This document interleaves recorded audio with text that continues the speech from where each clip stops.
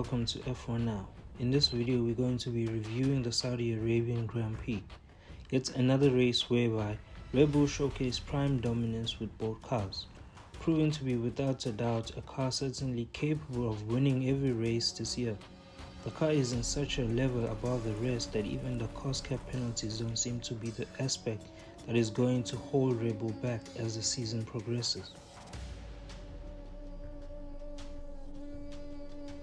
Right now, it looks like the only competition that RedBull must worry about in the paddock is one of its drivers. Because the car is so far ahead of the rest, it just doesn't seem possible this year that there might be another team which can rise to the challenge of the masterpiece Adrian Newey has produced. In Jeddah, we saw a small preview of what is to come if this year is going to be Verstappen vs Perez. It must be said, although Perez started from pole on the grid, he gave an exceptional drive from the start to finish. This is emblematic of why he is dubbed the street circuit master.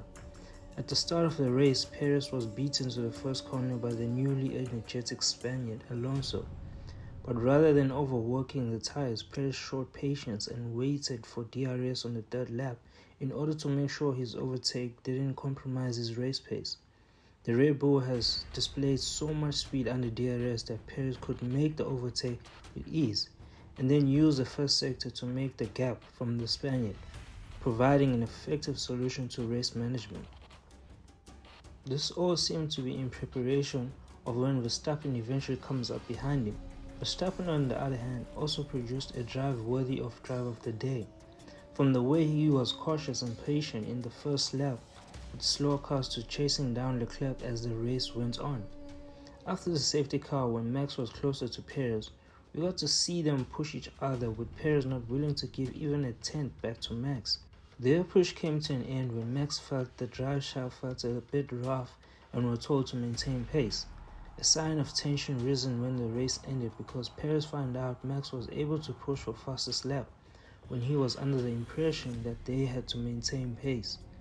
We could see more of this back and forth between the drivers during the season, which could ultimately change things within the Red Bull team. What a drive from Alonso, with a cheeky overtake on Perez on the start in the first corner, but after it seemed all that he had to do for the rest of the race was manage and not overwork his tires. But more drama with regards to him came before and after the race. At the start of the race, Alonso placed his car on the far left of his grid box, prompting a 5-second penalty which he served on his first and only pit stop. After the race, we found out he received a further 10-second penalty because the FIA found out the first penalty was not served correctly during the pit stop. The issue was that the rear jackman was touching the car when he shouldn't have been, but the rules do allow the front jackman to essentially touch the car, as he is an important reference point for the driver coming in the pit box, while not clarifying if the same applies for the rear jackman. So, the FIA overturned their 10-second penalty, giving back Alonso the third place podium because of this unspecified grey area in the rules. Mercedes had another race where they maximized on points available with the pace their car had. Russell was pretty much all the race trying his best to stay in sight of Alonso, even matching pace with the Aston Martin for a few laps closer to the end.